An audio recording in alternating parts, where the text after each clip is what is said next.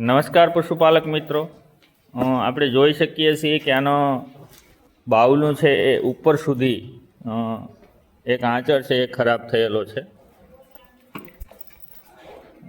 જે જોઈ શકાય છે. અને આને આપણે મોટા ભાગે આંચળ છે એ ખરાબ થઈ ગયો એવું આપણે સમજીએ, અથવા તો આપણે એને બેક્ટેરિયા તરીકે ઓળખીએ છીએ.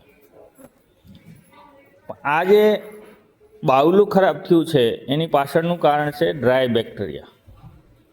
મોટાભાગે વ્યાણ પછી બેક્ટેરિયા થતા હોય, પણ અમુક કિસ્સાઓમાં ડ્રાય બેક્ટેરિયા પણ જોવા મળે છે, જે આપણે ગાભણ થયા પછી આપણે એને દૂધ કાઢવાનું મૂકી દઈએ ત્યાર પછી આ બેક્ટેરિયા થાય છે. જોકે વધુ પ્રમાણમાં હોય તો આપણને ખ્યાલ આવી જાય છે બાવલાનો સોજો, આંચળનો સોજો એનાથી, પરંતુ ધ્યાન ન દેવામાં આવે તો ફરી જ્યારે બાવલું ભરાય 7મા 8મા મહિનાની અંદર ત્યારે ખબર પડે કે આ આંચળ છે એ ખરાબ થઈ ગયો છે, અને આંચળની સાથે સાથે બાવલું પણ ખરાબ થઈ જાય છે. આના મોટાભાગે આપણે દેશી દવાઓ ઘણી કરતા હોઈએ છીએ. કોઈ કેળા ખવડાવતું હોય, કપૂર સાથે કેળા, લીંબુ, મીઠો લીમડો, આ બધાથી આપણે એની સારવાર કરતા હોઈએ છીએ.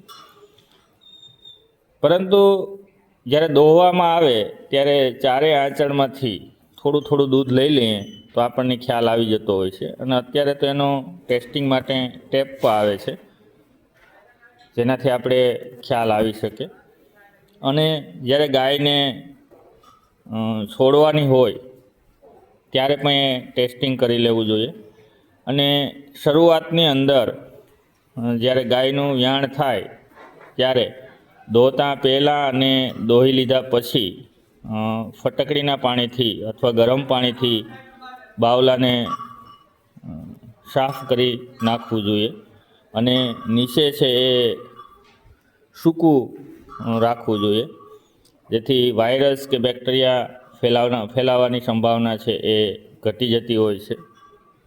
અને જ્યારે છોડીએ છીએ દોહવાની ત્યારે પણ 1 અઠવાડિયું સુધી થોડું થોડું દૂધ લઈ અને એ જોઈ લેવું જોઈએ, જેથી કરીને એનો જે ડ્રાય બેક્ટેરિયા છે કે નહીં એનો ખ્યાલ આવી શકે છે. અને આ જે બેક્ટેરિયા છે